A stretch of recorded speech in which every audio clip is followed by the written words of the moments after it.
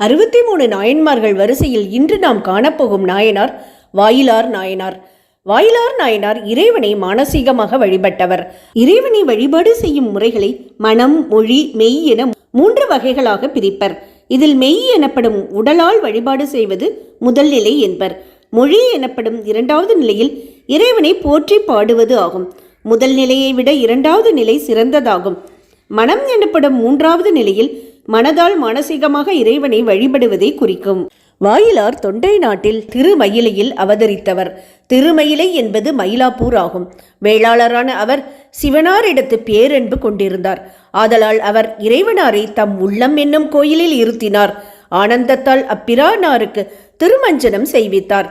அன்பால் திரு அமுது படைத்து ஞானத்தால் திருவிளக்கு ஏற்றி வழிபாடு நடத்தினார். தம்முடைய தூய உள்ளத்தில் இறைவனை நிறுத்தி எப்போதும் மானசீகமாக மனதால் வழிபட்டு வந்தார்.